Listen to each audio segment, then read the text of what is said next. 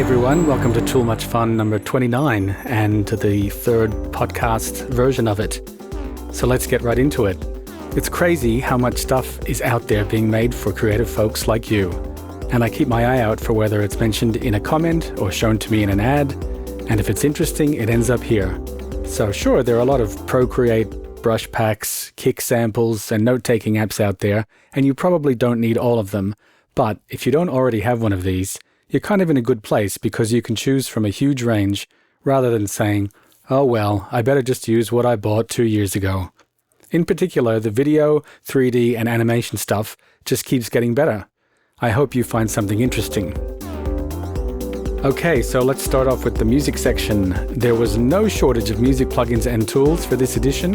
So many that I had to bump at least 2 editions worth, or it would take too long to get through them.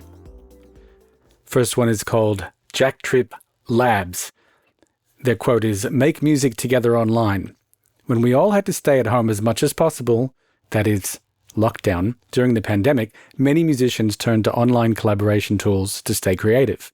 This one is a free and open source system that claims to have latency as low as 25 milliseconds while still achieving 1536 kilobits per second of audio quality. I have not compared this with others in this space, but it seems pretty good." J Cactus Layerizer.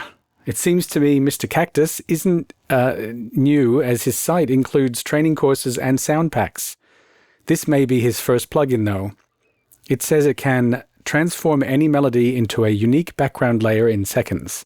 A single plugin to pitch, warp, stretch, space, and add unique texture to your sounds. The effects include a randomizer, auto pan, granulizer, octaver, and widener to achieve this. Now we have Christian Alexander's Single Grain. Speaking of granulizers, this plugin is one dedicated purely to that. Developers seem to have become almost as fond of making these as they have done with compressors and reverbs. So, if you are interested in making the kind of sounds and noises that granular systems can make, you might as well get a good one. This one boasts 3 internal LFOs, so you don't have to switch back and forth to a tool like the ones from Cable Guys, for example. Now I have Joey Sturgis Tone's ToneForge DI Match. You may have heard of EQ matching before, and this one does at first appear to be something like that. Joey's tool claims to be specifically aimed at DI signals, such as those from guitars and basses, rather than a generic input signal like a microphone recording, stem, or a whole track. One example is being able to change the tone of one brand of guitar into another, or from single coil pickups to humbuckers, that kind of thing. Now I have one called Lunacy Bismuth. Music producer Virtual Riot has collaborated with Lunacy to make a resonator plugin, and as you'd have hoped, it lets you tune the resonant frequency. Controls for the arpeggios, filter, and some LFO-based modulation are included. You can run this either within Lunacy's Beam or standalone. Now we have Aura Audio's Aura EQ. Newcomer Aura Audio gives us a combo of 16-band parametric EQ, great for the control freaks, with dynamic saturation included. Now I found one called Band Mule. This is called a private band organizer. Not sure why they have to remind us that it's private. I don't think that many bands are posting rehearsal dates to each other on their Facebook feeds. But it does keep the discussion away from the prying eyes of social media's algorithms, I suppose. This one has a shared calendar, private chat, and setlist creation function, 3 core features that band members need. It's available for iOS, Android, and the web. Plus, they offer a basic website builder to get your band's public presence started. Next up is Synthical's Forma. This is quote-unquote a cross-feedback FM synthesizer. I have a few FM synths, but I generally find them difficult to figure out, and I think most people do. I think this is because the mathematics are so inscrutable that most developers haven't figured out how to make interfaces that are intuitive. That said, I don't immediately know what the cross-feedback refers to. I had to listen to some of the demos, but it didn't sound that different to what I can already achieve, so I held off buying it. Next one is called Clangio. This one lets you transcribe music into sheet music. It uses AI-based software to do this, but I felt it more appropriate to include it here in the music section, as it's a utility rather than for generating new pieces. There are special versions for piano, guitar, singing, drums, violin, and woodwind instruments. Next up is Acedia Audio's Kerosene. There's no shortage of saturation plugins around. This one aims to be the best by offering 4 saturation modes, 8 times oversampling, over 40 presets, a compressor, filter, and a wet-dry mix tool. As such, it has a higher price tag than many on the market. I leave judgment about whether or not it's worth it to the reader. I found one called Jürgen Mossgraber's Convert with Moss. It's a multi-sample converter. Samplers are cool, right? They've changed music immeasurably. Many of them don't just play a WAV or AIFF file. That is, they might import those, but the other attributes have to be stored somehow, which has led to an array of sampler file formats. This one supports over 40 formats, including Akai MPC, Logic EXS, Ableton, Korg, Reason, Roland, SFC, Soundfont, TAL, Kontakt NKIs, and more. Plus, it appears to be free and open source. Now I have one by Stagecraft Software called Dropzone. I once thought about the sound of scratching that has appeared in rap and hip-hop songs, and it is quite a complex chain. First, you need the whole band to record a song, and then get it pressed onto vinyl. Then you have to have a company make the turntable, and only then can you use the whole thing as an instrument. This plugin aims to let you make that iconic sound via software, with a range of controls to emulate what you'd normally do with your hands on a deck. Here's an obscure one called MDV2 by Temecula DSP. This is a free emulation of the Alesis MIDI Verb 2 hardware. This includes 100 factory presets including reverb, gate, reverse, flanger, chorus, and delay. These folks also make an emulator of the Ensoniq DP4 called Deep4, but to get those sounds you'll need to pay US $100. There are almost 300 presets included in that one. Next up is one called Gyro by 10K Audio. This they call a real-time loop crate. So it's a playable instrument plugin with 4 channels, a sequencer, and tons of controls. The setup is that there's a light version called Play for US $16 with 438 presets, but to get under the hood to access all the parameters, that jumps up to $239, minus the $16 you might have already paid for the Play version. Expressive DSP's Expressiverb.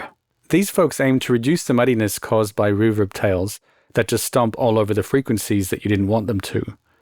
They do this by analyzing the pitch of the incoming signal and adjusting appropriately. So check it out if you want cleaner reverbs. Now I found one by Dylan Baston called Entanglement. So Dylan, who you might recognize from the Ableton Live Downloads page, has made a quantum wavetable synthesizer which can make a range of unusual modern sounds. Check that one out. Next is called Dorothy by Bloops. So amusingly named Bloops is back with a polyphonic phase distortion synth plugin. Although your immediate reaction might be, another synth? It does have its own retro flavor that is not easily creatable with others. And I found one called Sampleson Boomcha. This one is for making MIDI sequences for your drum loops. The difference here is that it asks you to enter a rudimentary, no pun intended, version of the beat that you want, and then it dives into a library of MIDI drum parts that most closely match your version. Then you drag and drop the MIDI into your DAW and trigger your preferred drum plugin. Now there's one called Brisk Audio, which is an online set of tools, website only. In this one you can record, cut, join, merge, mix, add echo or reverb. Even if you don't need this one yourself because you already have an audio editor, it's worth remembering about these if you are at a non-musician's place and want to quickly edit something. Now there's one called Wave Blender by Celestial Plugins. And this is a plugin for mixing all your tracks, and it uses AI software. It's not for generating new songs, it just uses its AI backend to help get all your levels right. Okay, we're into the samples section now. The first one is called Final Audio's Pop Alchemy Bundle. This bundle includes the Y2K and R&B Essentials packs with over 90 and 30 sounds respectively, both including some MIDI data, one-shots and loops, plus 2 Serum presets and 2 tutorials. Next one is called The Sanctuary Master Sample Pack by JX Studios.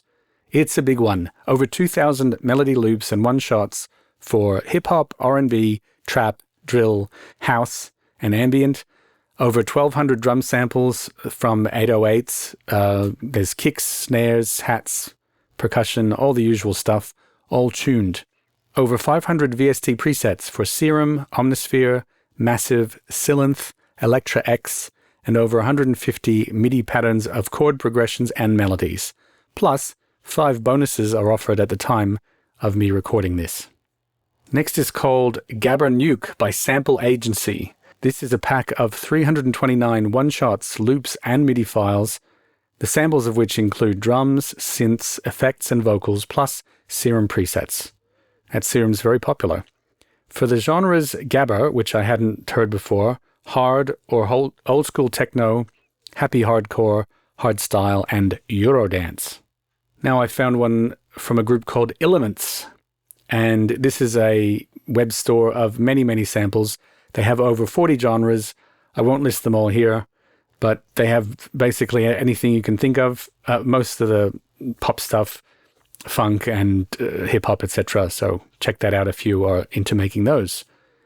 Next is The Ultimate Collection by Velvet Sample. This is 12 packs of unnamed genre samples and loops, 3 drum packs, and 2 MIDI packs. Now I found a group called Exo Audio, and they do one called Blush Multi-Kit.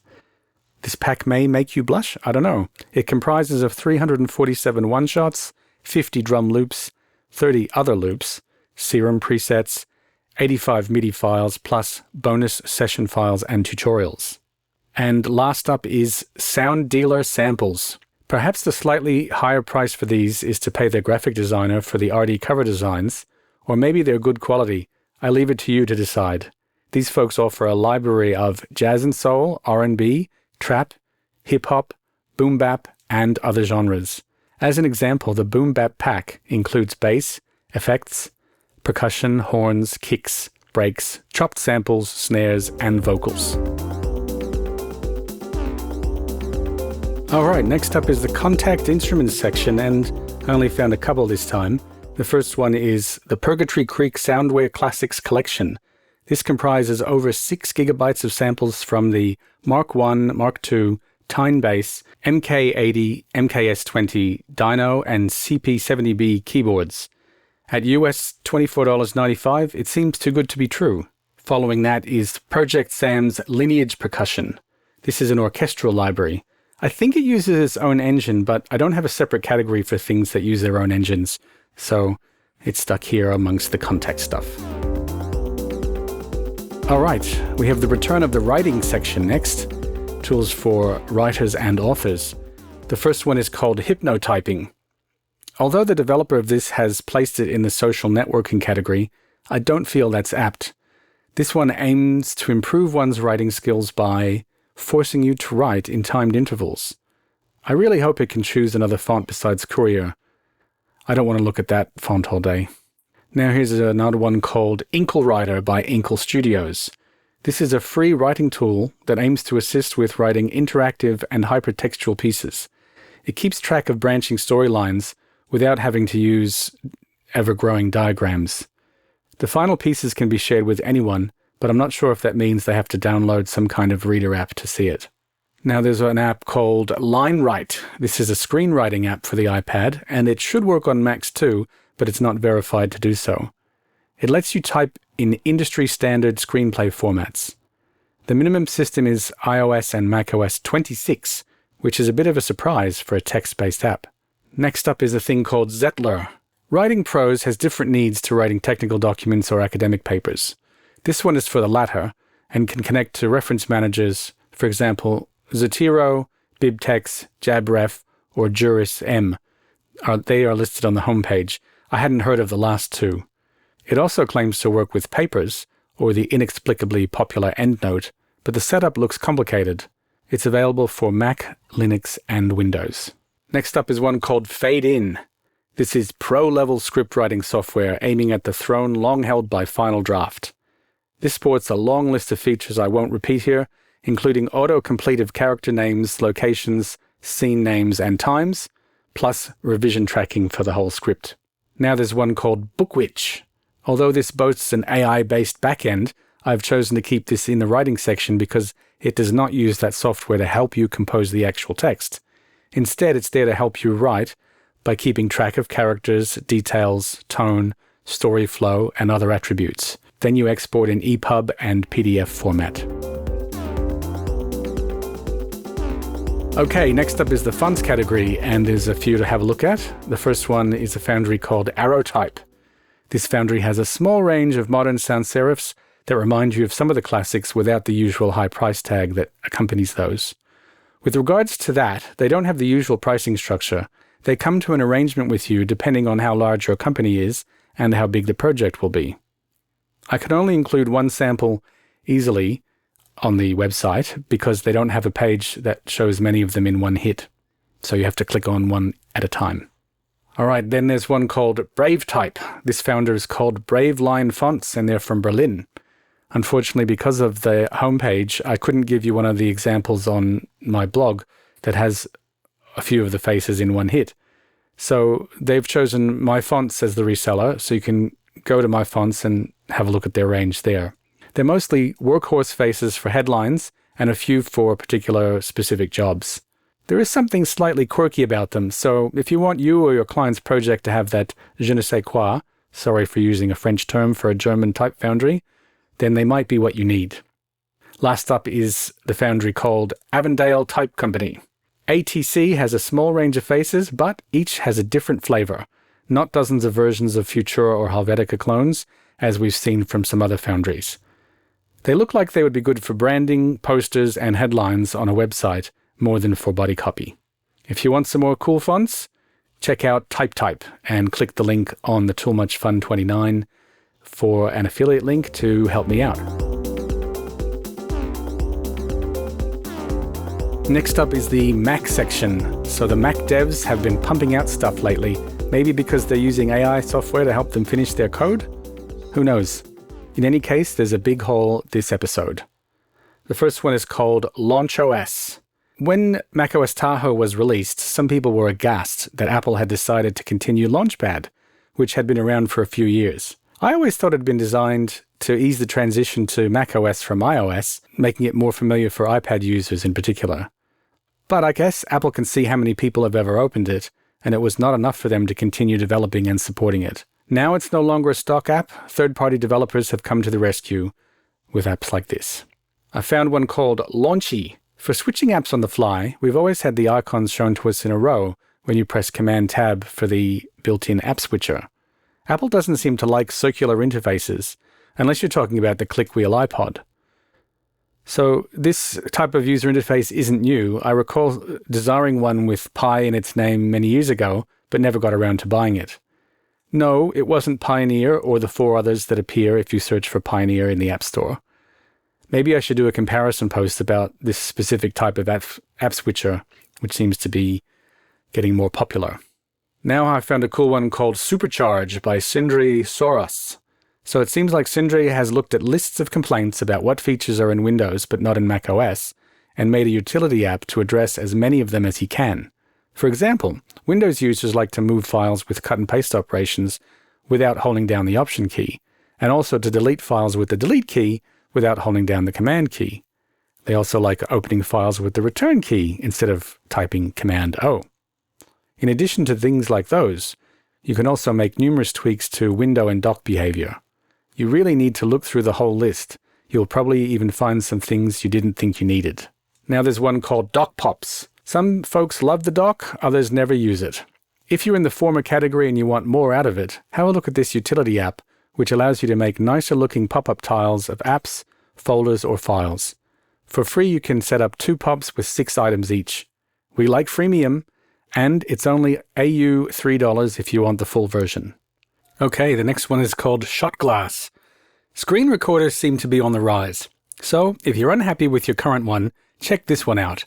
It includes cursor zooming and following, plus includes a mini video editor to clean up your screen recording before exporting it. And you can adjust the timing and the position of the zoom, all before you export the video file. It's pretty cool. Next is Vashpan's Xcode Dev Cleaner. The quote is, if you want to reclaim tens of gigabytes of your storage used for various Xcode caches, this tool is for you. Yes, Apple doesn't really care how much storage their stuff takes up, and this tool is specifically designed to clean up unneeded Xcode caches.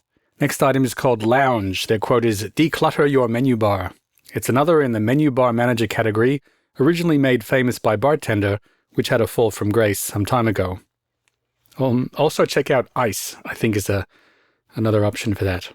The next item is called Network Weather. Their quote is, "Know what's wrong with your network." You remember when Microsoft and Apple first started including a diagnostic wizard tool you could invoke from certain dialog boxes when you found out that something wasn't working? They were as useless as, insert a colorful not safe for work phrase here. This utility app claims to do this diagnosis properly, going from your computer, then Wi-Fi, the router, the ISP, a VPN if you've got that enabled, and then to your destination service. Okay, the next item is called Radio Silence. This one I found about 6 years ago, so technically it's an in case you missed it app, and lucky for you, it's still around. It's a reverse firewall so you can block certain apps from getting network access. It could be useful for travelers who need to watch their data usage while traveling overseas. Then I found a thing called OpenLogi. Logitech Options Plus is the app for configuring all the cool features of a Logitech mouse. But how can they get the hardware so good and the software so bad? I tried it a few years ago, and although it has some redeeming qualities, they are marred by high CPU usage and interface bugs. The ones I experienced may have been addressed since I tried it. Anyway, this is a native, local-first Logitech Options Plus replacement written in Rust. I suppose that makes it better. The next item is called Prostir Zvuku. This is called a spatial nature sound mixer. It was tricky to know where to put this one. It is an audio program, but I don't think it was intended to make music with. Rather, it's a sound healing or relaxation style app. And as such, it can be for anyone, not just musicians, so here it is in the Mac section. The sounds include rain, fire, ocean, wind, birds, forest, thunder, crickets, and streams. Next up, I found a thing called Shi Xin Huang's Shkawa Tauri. I bet you didn't think you'd hear Chinese and Polish in the same sentence today. This is a GUI front end for the duplicate file remover Shkauka. Check it out if you think you have duplicates taking up space on your storage.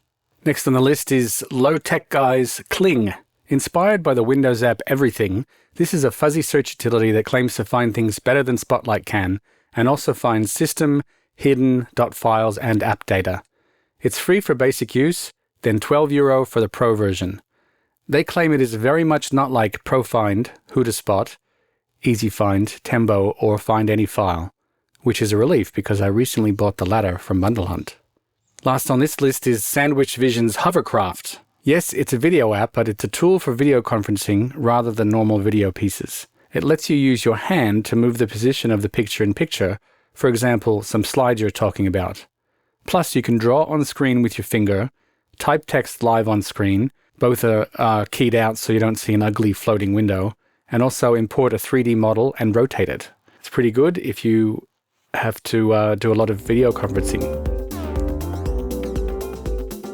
Now we're on to the iOS section. So these are things that could be for iPhone, iPad, or both, and you have to check each one and see if it's right for your platform. There were so many apps to cover for the last issue that the first 4 didn't even make it in. I just want to remind people that some of these will also work on your Mac too, but once again, check the listing in the App Store. The first one is called App Stash List. This is a wish list app for saving all the apps you hear about, hopefully from me.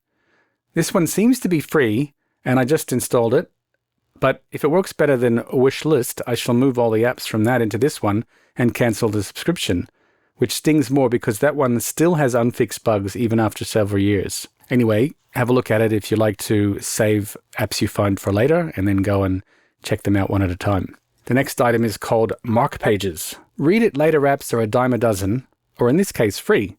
If you're missing Pocket, this clean-looking app may be a good way to save bookmarks as you travel the web and social media sites. Now there's one called Future Note, an odd app that is somewhere between a diary and self-reflection app. The idea here that in a normal journal app, you're free to browse whatever you've written in the past at any time. But this one prevents you from reading the note until a specified time in the future. So you're locking the message in a digital time capsule. If you're into this idea, it's AU $6 a month or just pay a one-time $80. Now there's one called Collection of Inspiration. Although the name appears to be inspired by sites like Pinterest, this says it can save notes, videos, documents, and links, so it's more of a junk drawer style app to save things as you find them around the internet or your email. Now I have a thing called Time Atlas. No, not a sequel to Cloud Atlas. It's an app to help you remember. Not things you have to do in the future, but things you've done and where you did them. So if Apple Journal or Day One are not quite doing it for you, have a look at this diary app. It's AU $100 a year, but if you love it, there is a lifetime purchase for $300. Next up is called Note Magnet. If you are more visually oriented, a list may not be working for you. This friendly and cute themed app is more icon-based. That is, each category gets its own icon, so you can separate the items in your mind more easily. There are 9 packs of icons, and notes can be in 6 different colors. This developer also makes the next one called Control Deck. It's a utility app for giving your MacBook screen some useful duties if you don't have a workflow that makes use of another window being open on it. So this is like the apps you've seen that give the job to your iPad, but you just click on the icons with your mouse instead of tapping. You can launch your commonly used apps or shortcuts. I found a thing called Loop. Apps need to request access to various things, such as the camera roll or the microphone. This utility app allows you to see what apps have permission to what hardware or software resources. Now there's a thing called Hour by Hour by Selkie Design.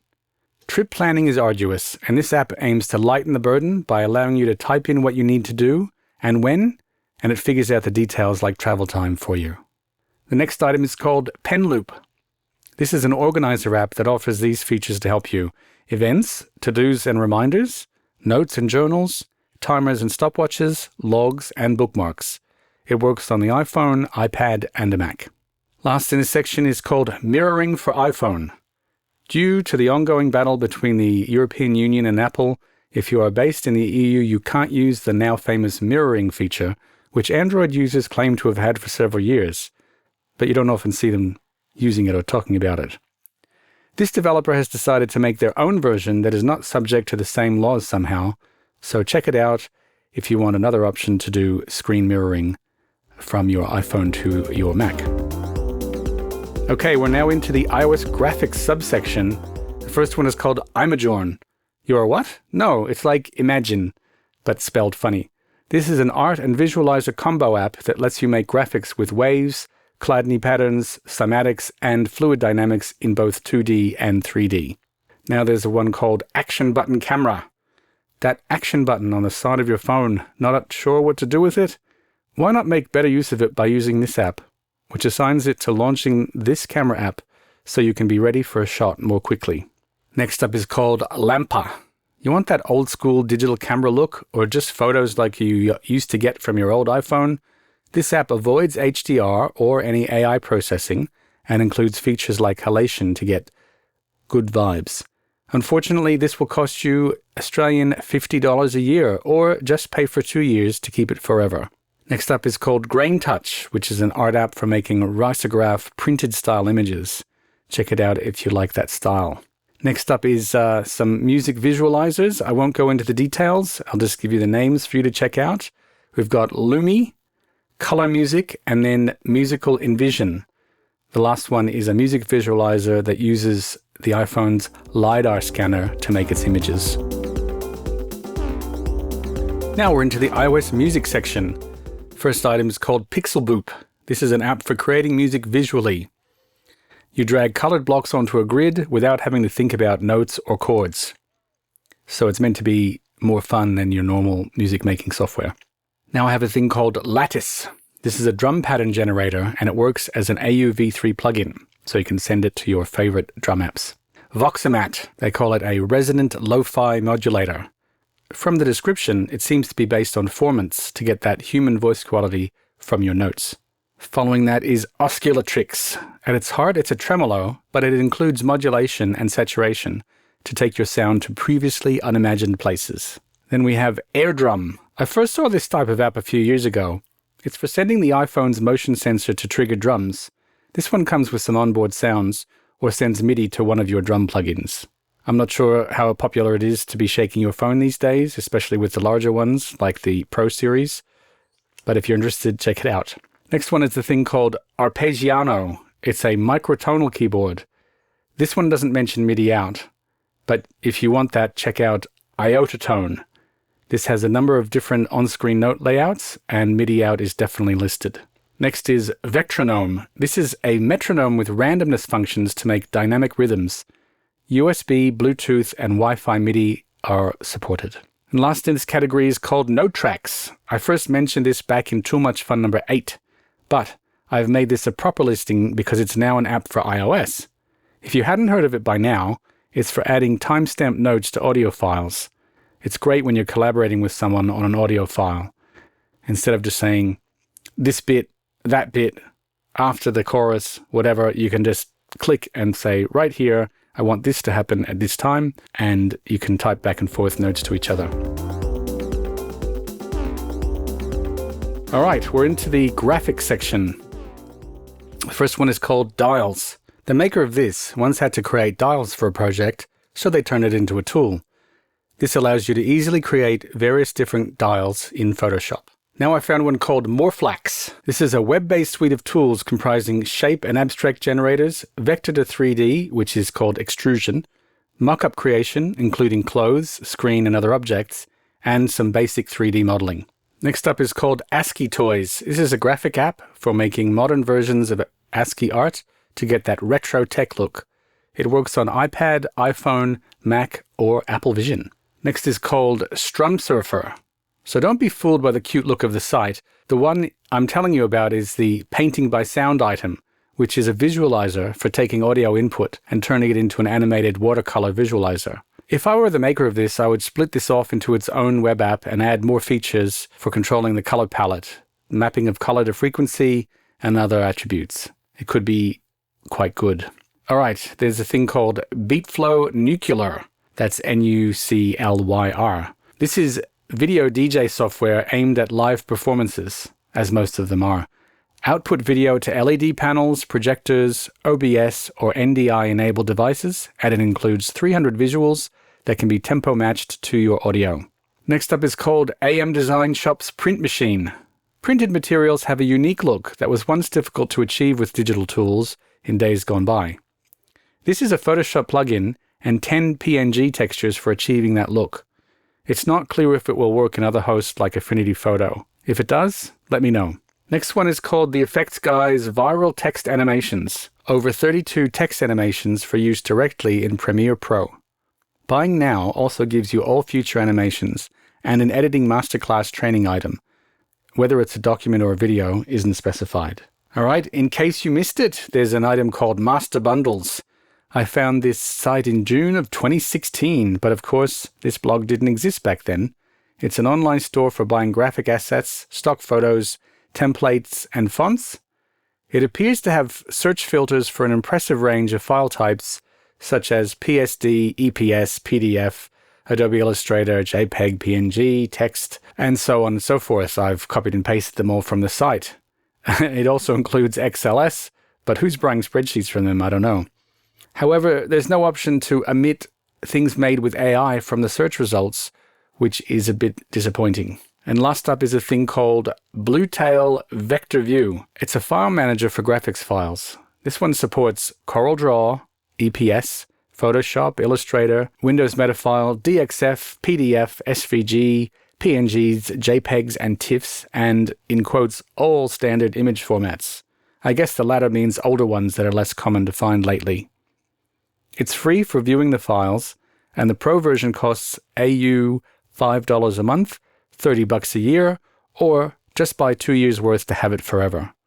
This will then allow you to export whatever you're looking at to SVG, PNG, JPEG, PDF, or TIFF at a custom DPI resolution, which could be quite convenient. I use NeoFinder as my digital asset manager, which is great for finding things, but you then have to open and convert things with another app. So this could be cool if you just want to export it into something else directly. All right, the next section is the animation section. The one and only item is called Duik Angela. This claims to be the comprehensive rigging and animation toolkit for Adobe After Effects. It's free and open source. All right, we've made it to the video section. The first one is called Avidemux. This is a free video editor designed for simple cutting, filtering, and encoding tasks. It's available for Mac, Linux, BSD, Unix, and Windows. It appears from the download name that it hasn't been updated since macOS Monterey, but it may still work with newer OSs. I haven't tested it. Then I found a thing called Lens Node by NodeMill. This is a lens simulation plugin for DaVinci Resolve on Mac and Windows and Final Cut Pro on the Mac. If you know your lenses, this may be for you. It simulates chromatic aberration, bokeh blur, vignettes, color casts, fringing, and other attributes. Then I found a thing called Multicam Flattener. I just found out that Final Cut can't apply stabilization to multicam clips, or at least it couldn't when this app was invented.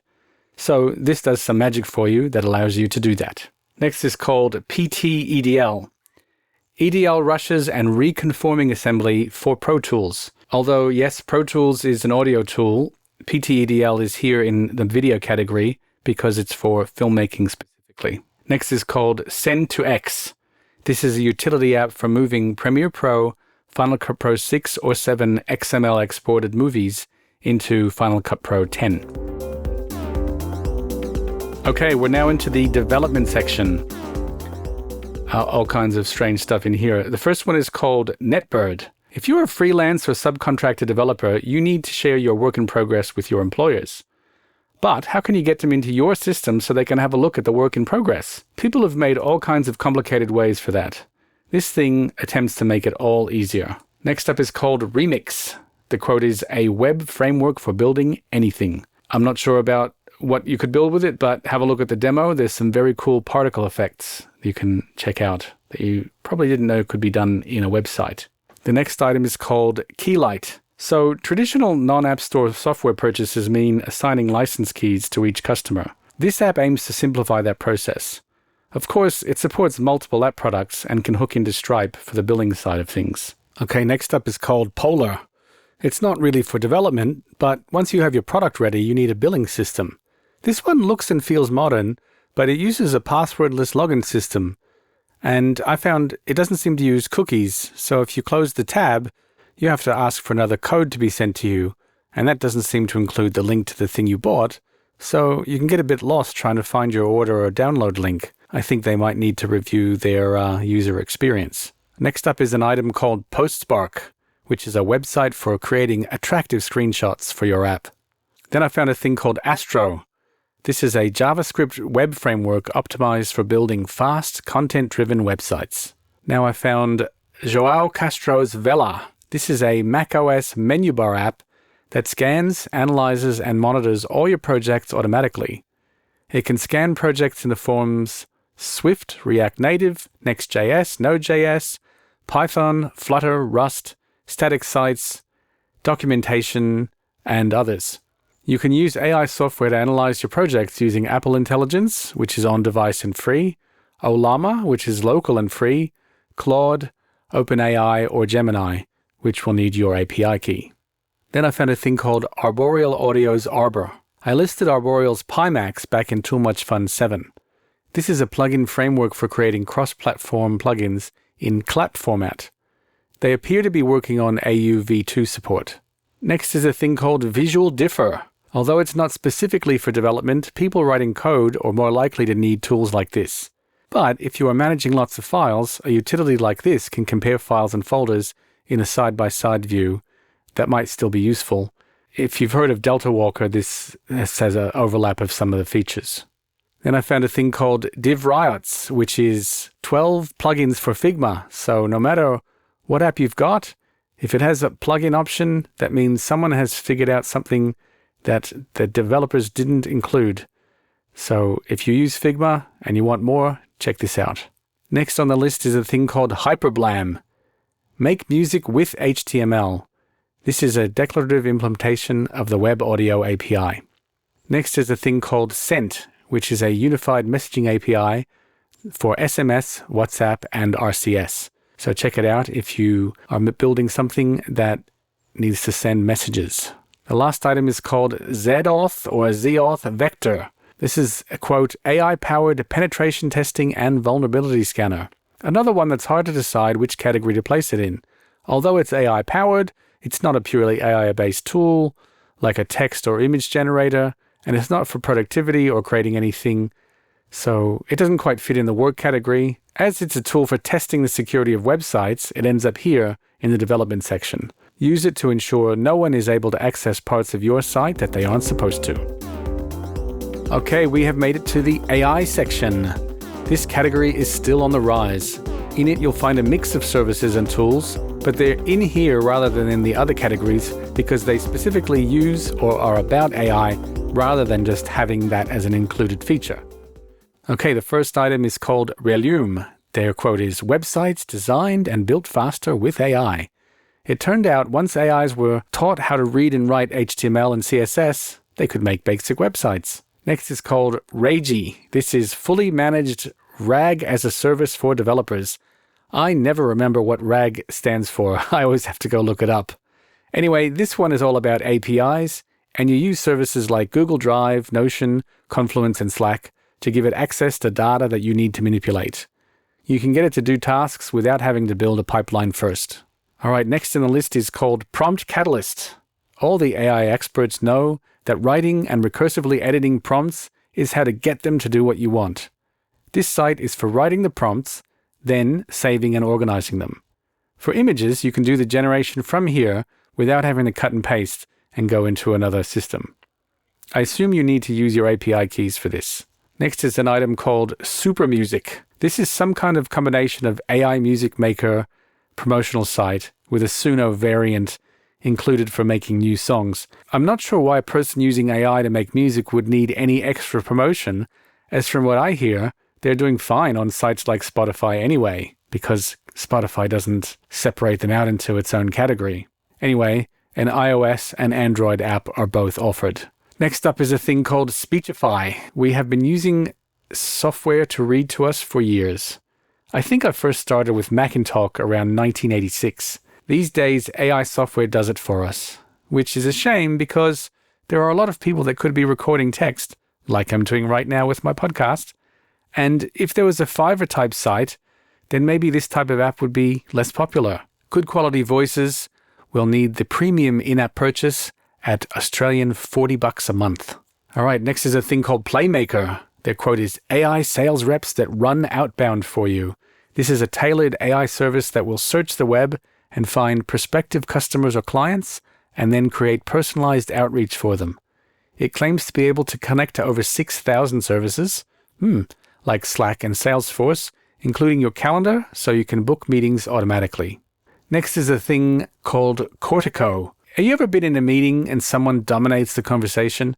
What if you're a slower thinker, more methodical, and you take a little longer to decide what to say for your contribution? This is an AI tool that is designed to restore balance to meetings and sense-making workshops. It records and transcribes the whole session and does the summaries that you'd expect, and it has tools to ensure that all members have a turn so that no one is left out. So check it out if you are involved in lots of meetings, especially ones where there's one dominant speaker. Then I found a thing called Kalia Labs Lek AI. That's Lekh.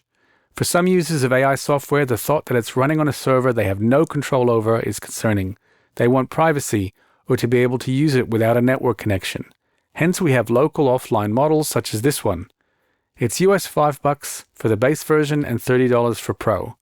It can also generate images, videos, and music, as well as the other functions we've come to expect from LLMs. I'm not sure how it compares to the server-based offerings, because you download models from Hugging Face or other open source platforms. For example, Qwen, Llama, Mistral, DeepSeek, or Microsoft Phi. For the Pro version, it claims to use Flux for images, LTX for video, and A-Step for the songs, which is coming soon. It's available for Mac and iPhone. All right, now we've got Mac in AI. Yes, it's for Macs only, specifically vintage Macs.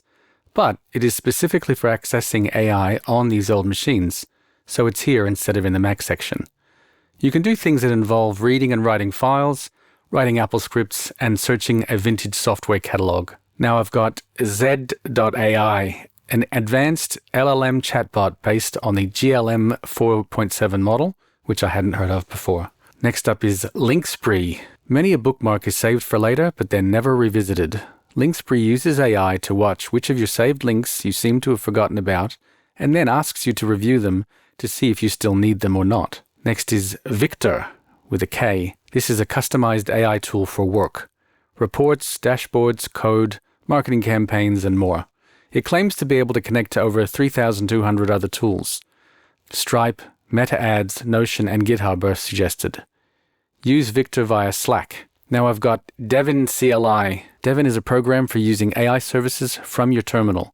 You install it locally, and it hands off to cloud-based AI services as necessary. Multiple models are supported. Opus 4.8, GPT 5.5, and SWE 1.6 are listed as examples. Now I've got one called The Living Library. Their quote is, "Converse with any book."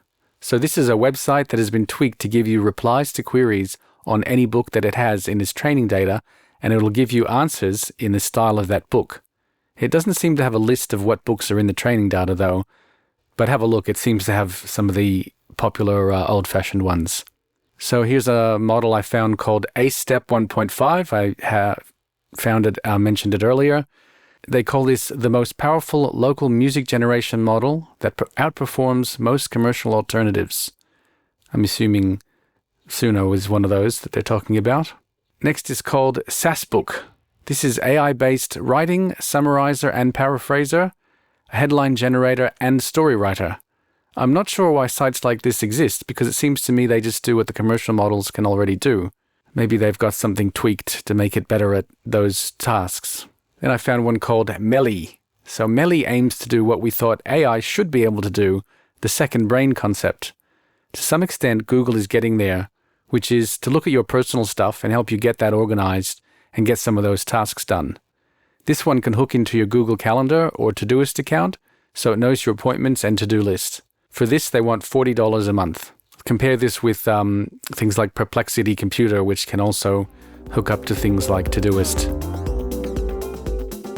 All right, now we're into the training section when I find things for improving your skills.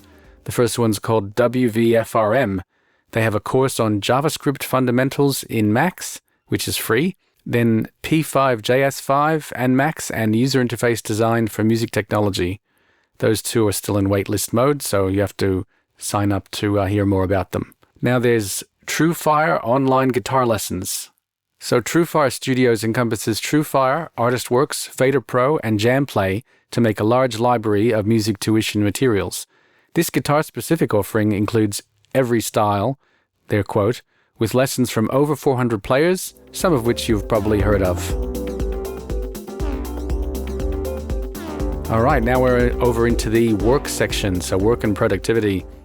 The first one's called Letterly. This is a voice-to-text app.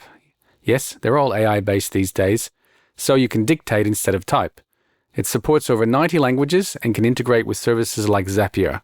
So, I suppose it's better than using Google, and it wouldn't be hard to be better than Siri. At press time, it's still iOS 26, and for this Letterly service, the cheapest year you can buy as an in-app purchase is 98 Australian dollars, but the list of in-app purchases is confusing and goes up to $150. Perhaps that's to pay for more tokens. Then I found a thing called Atira. This is an IT help desk management system. I don't really have a category for this type of thing, so it's here in the work section. Then I found another one called Risotto. This is another help desk, but it has AI automation features to help the helpers, the people on the help desk. And lastly, I have an item called Pico PDF. There's lots of PDF software alternatives to Adobe Acrobat. This is one of them. This has all the usual PDF manipulation features, and it's from a company that's been around for several years.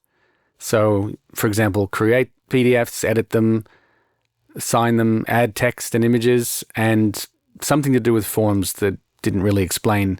And it's free for Mac and Windows. All right, now we're into the media consumption for watching, listening, or viewing other stuff that people make. The first item is called Nuotit, or Nuotit, Nuotit. So tired of being tracked every time you listen to something? Listen to podcasts, audiobooks, memos, and local file downloads in one private library. It offers on-device transcripts, pro-grade audio, and no accounts, ads, or tracking. It works on iPhone, iPad, and Mac, but needs a minimum of OS 26. It's Australian $80 a year or $130 for full access, but I don't know what that means. It's not clear. Then I found a thing called CD Wally Album Player. This is a nostalgic music player app. Yes, the Wally in the title is short for wallet. Longing for the days of carrying around CD wallets full of your music collection. Okay, now I've got a few about reading. Here's a few for the book lovers. They all seem to have similar goals. Track books you have read or want to read, rate them, and so on. The first one's called Bookmaree. Then we have Margins, Book Tracker, and Library Thing. This last one is free and supports over 50 languages. Next up, I found a thing called Libib or Libib. This is more a cataloging app for your personal collection, but it can also be used by anyone with a library, like a real library, that is. You can add your media by scanning the item's ISBN or UPC barcode. Next up is James Ann's Soundcloud. SoundCloud can normally only be played by their web interface or their mobile app, and this is a way to play the songs via command line. There does not appear to be any binary downloads, so you have to build it yourself from source. Then I found Cider Collective. Based on the number of complaints about Apple Music that I see online, I hope this one gains popularity, because with alternative player apps like this, you have the choice to use Apple's service without having to use their actual app, kind of like how you can still write documents without Pages or take photos with Halide and still save your documents in iCloud. So if you like Apple Music's range and their audio quality, but you don't like the actual app, check out alternative players like this. Okay, in case you missed it, there's the old Popcorn Time. This is a free BitTorrent client that includes an integrated media player. Instead of streaming, you use this to watch what you want. And then last on the list is Streamio. Watch all your movies and TV shows on almost all your devices. It works on Android, Android TV, Windows, Mac OS, Linux, LG TV, and Samsung. It's open source. So that's my slice of what's around that looked worthy of checking out. A reminder to any new listeners that I've only bought a few of these items, so the descriptions are based on reading and summarizing longer texts and sometimes watching their promo videos. Let me know on the social sites if you found something that makes your stuff look or sound better or makes your work quicker. So yeah, all of the links can be found in the actual blog post for Too Much Fun 29. And the website is www.uncaughtexception.com.au. And I hope to see you around, and let me know if you find anything that's cool that I haven't listed before. And you'll hear me in the next one.